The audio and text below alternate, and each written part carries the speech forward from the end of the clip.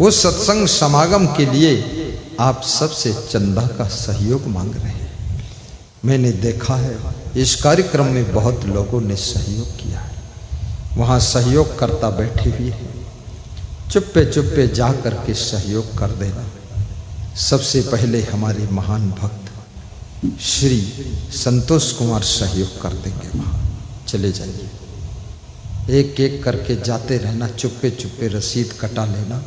उसके बाद एक साथ हम तुम्हारा नाम उच्चारण कर देंगे। इस प्रोग्राम के लिए आप इंग्लिश लेक्चरर हैं, प्राइवेट स्कूल में पढ़ाते हैं, सरकारी शिक्षक नहीं हैं। आपने 51,000 अविद्याश्रम के लिए, 51,000 उज्जैनाश्रम के लिए दान दिया है। और आपने इतना दान दिया तो मैंने उनसे पूछा अभी यहाँ बुलाकर कि क्या हाल चाल है। बोले इस तुम्हारी सेवा करने से बेटी MBBS डॉक्टर बन गई है। 2 साल ट्रेनिंग में बीत चुके हैं, कुछ वर्ष और बचे हैं, बेटी MBBS डॉक्टर बन गई।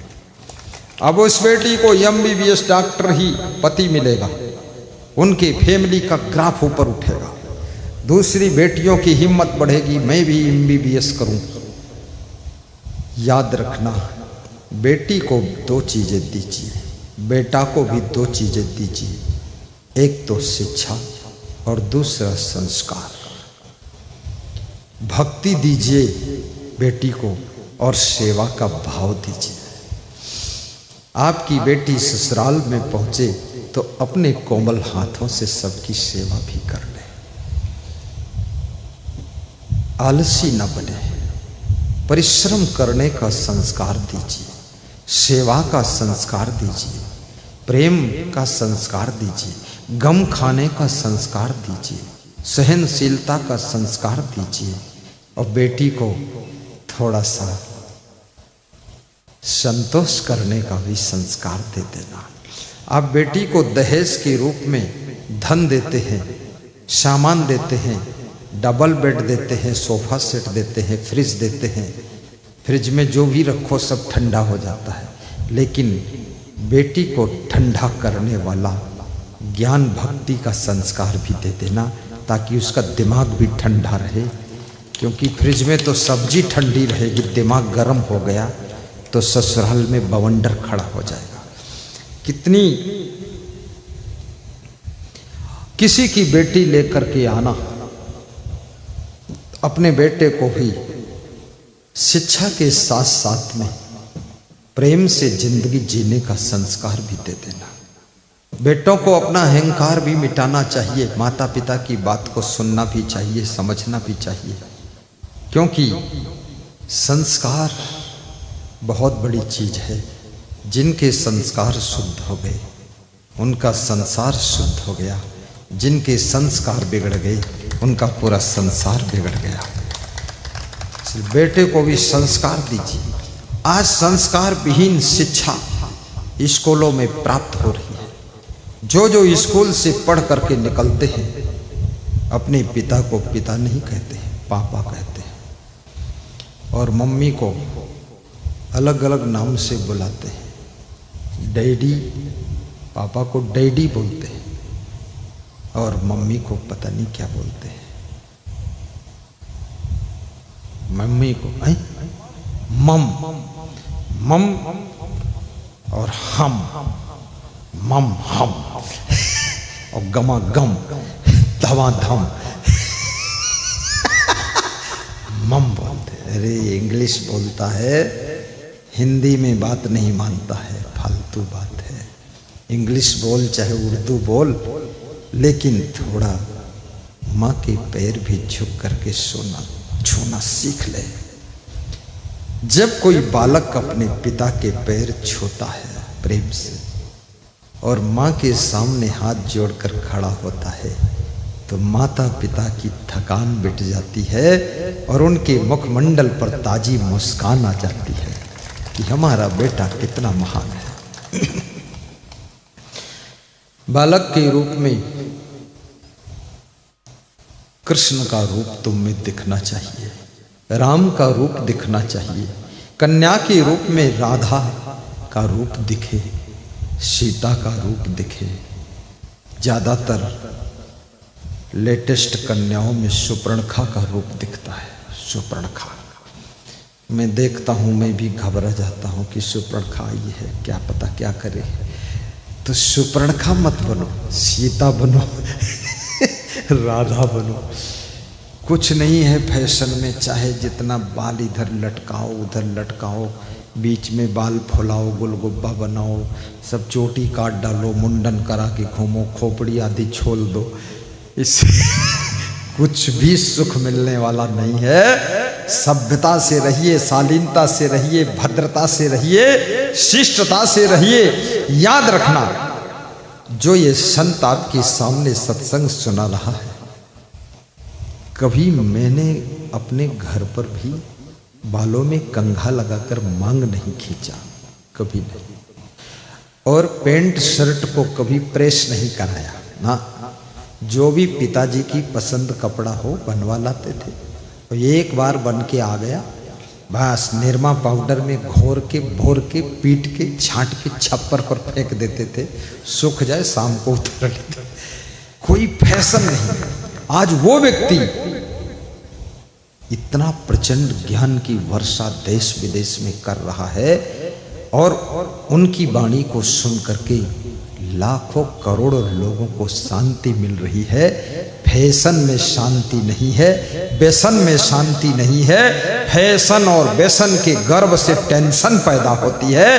फैशन मुक्त जीवन और व्यसन मुक्त जीवन टेंशन मुक्त जीवन हो जाता है। और जहां फैशन नहीं, व्यसन नहीं, टेंशन नहीं, याद रखना, वहीं पर शांति का सागर लहराने लगता है, लहराने लगता है।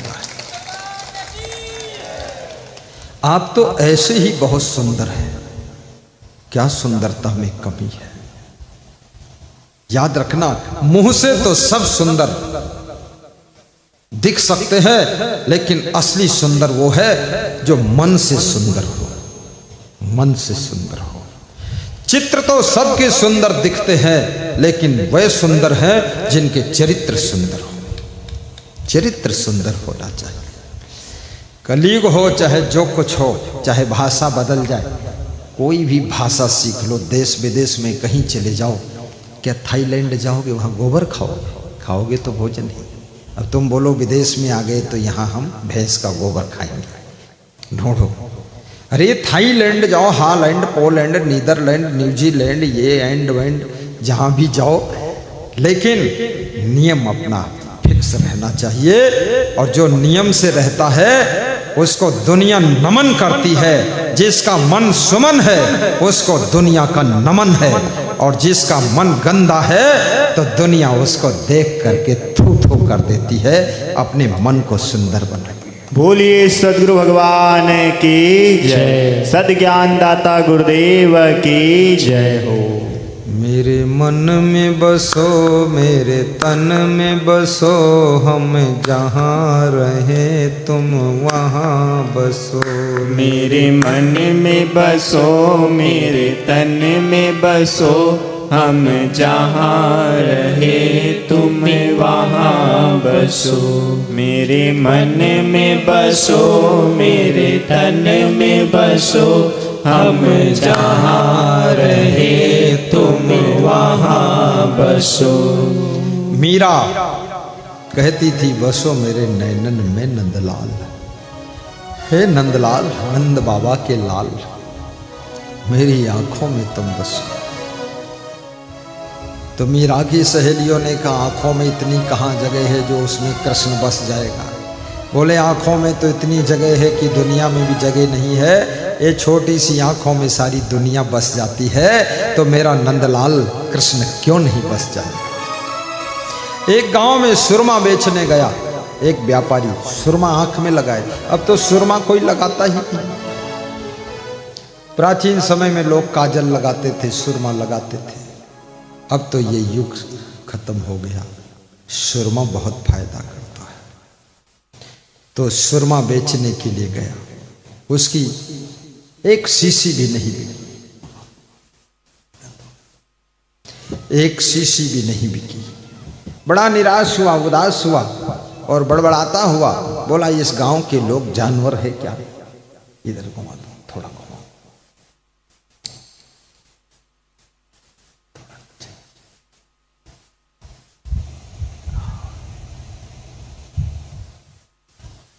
बोला इस गांव के लोग आदमी नहीं लग रहे, स्त्रियां कोई नहीं, सब जानवर है, एक भी सीसी सुरमा नहीं खरीदा कोई, आंख में लगा लेगा। ऐसे कुछ बड़बड़ाता हुआ जा रहा था। कितने लोगों की बड़बड़ाने की आदत होती है, उनके मन का ना हो तो बड़बड़ाने लग जाते, चिड़चिड़ाने लग जाते।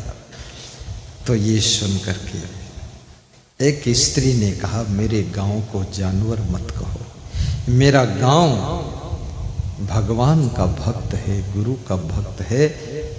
मेरे गांव के बच्चा बच्चा में, नारी नारी में, पुरुष में, सबके आंखों में भगवान बसे हैं। अब आंख में इतनी जगह नहीं बची है कि आपका सुरमा कोई लगाए, इसलिए आपका सुरमा नहीं बिका है। बाकी मेरा गांव तो बहुत महान है। तो सुरमा बेचने वाला चौंक गया कि सबकी आंखों में भगवान बसे हैं, गुरु बसे ही है। बसो मेरे नैनन में नंदलाल। जब आंख में गुरु बस जाते हैं तो आपकी आंख कभी आपको भटका नहीं पाती है, फिर आंख में कोई बुराई प्रवेश नहीं कर पाती है। इसलिए अपने आंख में गुरु को बसाइए, नंदलाल को बसाइए, जो इष्ट देव आपका हो उसको बसाइए। और जिनके हृदय में गुरु का वास है, राम कहते हैं वाल्मीकि से मैं कहाँ रहूं, तो वाल्मीकि ने कहा सबके हृदय में रहो जाकर आप। जो भक्ति करते हैं उनके हृदय में रहो, जो सत्संग सुनते हैं उनके हृदय में रहो। और जो लोग सत्संग सुनने से कभी तृप्त नहीं होते हैं उनके दिल में निवास करो राम। बाहर कहीं रहोगे बहुत झंझट है, सबके हृदय में निवास करो। ये भगवान सबके हृदय में रहना चाहता है। सोचिए, आप अगर सत्संगी हैं तो आपके हृदय की आत्मा धीरे धीरे परमात्मा का रूप ले लेती है।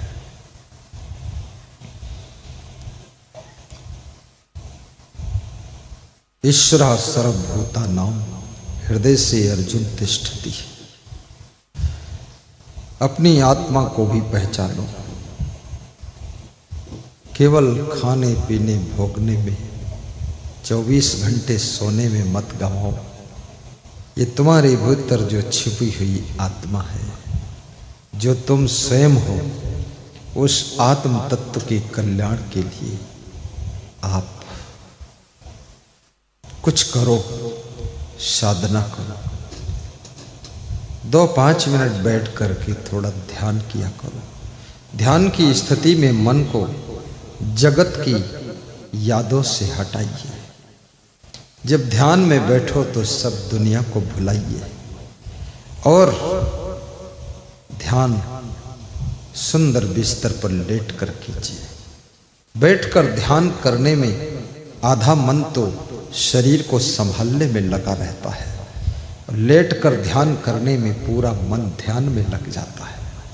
इसलिए रिलैक्स मेडिटेशन, आप आराम से लेट जाइए, विश्राम की स्थिति में ध्यान कीजिए। कुछ नहीं आता है ध्यान का फार्मूला, तो भी थोड़ा शांति से बैठिए तो सही।